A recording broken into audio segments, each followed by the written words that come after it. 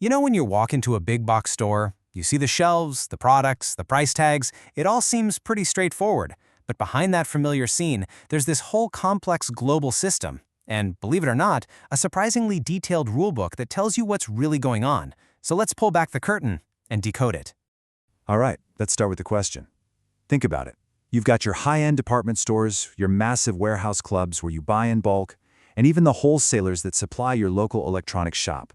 I mean, these feel like totally different worlds, right? What on earth could possibly tie them all together? Well, here's the answer. They're all part of the same club. It's this one specific industry category that lumps them all together, and it covers this huge range of businesses that really shape a lot of our daily lives, from where you buy your furniture to where your mechanic gets their parts.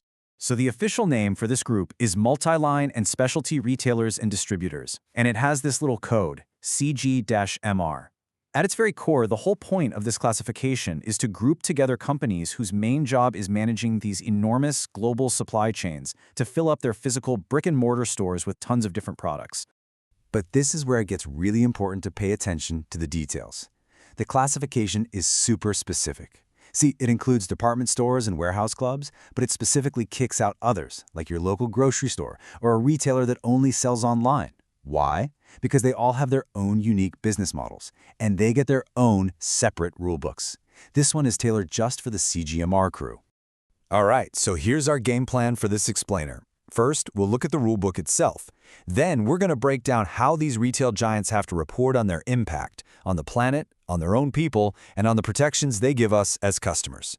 So you might be wondering, why does this massive kind of jumbled industry even need its own special rulebook? Well, it's because the risks and opportunities they face are totally unique. Okay, so these guidelines don't just come out of nowhere. They come from something called the SASB standards. That stands for the Sustainability Accounting Standards Board. And just to give you an idea of how serious this is, they're now part of the IFRS Foundation. That's the organization that sets the rules for financial reporting around the world. So yeah, this is a big deal. Honestly, the best way to wrap your head around a SASB standard is to think of it like a nutrition label on food. It's designed to cut through all the marketing noise and the fluffy press releases. It gives investors, and hey, even curious customers, like you and me, a clear, standardized way to see the sustainability stuff that could actually impact a company's financial health. And the structure is pretty simple, really. Each standard basically does three things. First, it defines the industry. Second, it points out the key issues, the disclosure topics. And third, it gives companies specific, measurable data points or metrics to report on. It's all about turning these vague ideas into cold, hard data. Okay, so let's see how this all works in the real world. We'll start with our first big theme, reporting on the planet. How exactly do these massive companies measure their environmental footprint?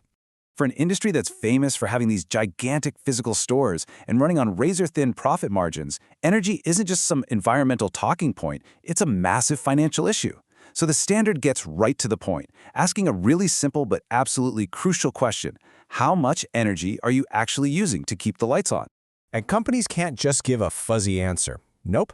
They have to report three very specific things: their total energy consumption, what slice of that pie comes from the main power grid, and, this is the important one, what percentage comes from renewable sources.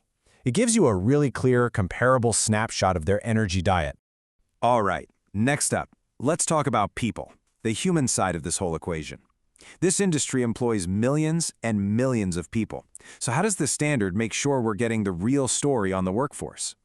The standard really hones in on transparency across a few key areas. It's not just about what people are paid. It's also about employee turnover, how many people are quitting, and of course, the diversity of the workforce at every single level of the company. So for example, take a look at this diversity metric.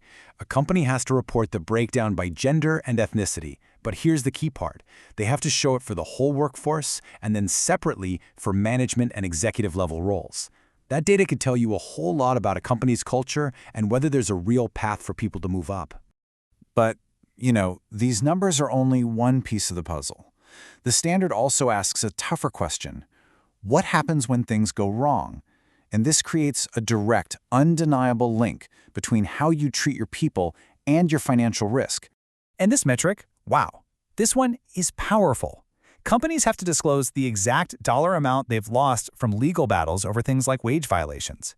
It literally puts a price tag on poor labor practices in a language that everyone, especially investors, can understand perfectly. And that brings us to our final topic, protections. We all live in a digital world, so how does the standard make sure these retailers are actually keeping their customers' information safe? The approach here is kind of a 1-2 punch.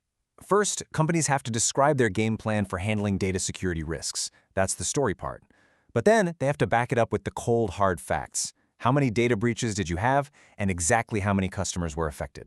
And this matters so much because data security is way bigger than just the IT department.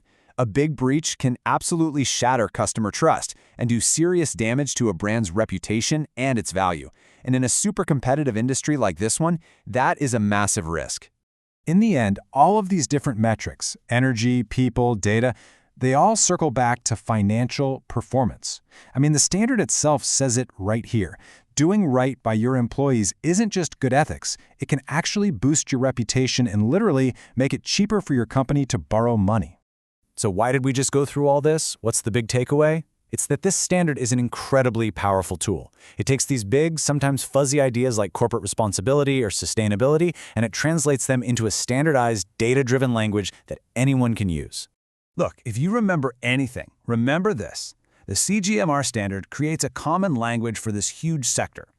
That helps investors make real apples-to-apples comparisons. And by doing that, it pushes the entire industry to be more transparent and more accountable. It's a game changer.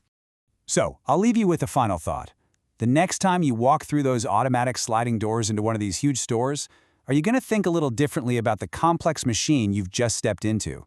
Will you find yourself wondering, what does its sustainability report card really say?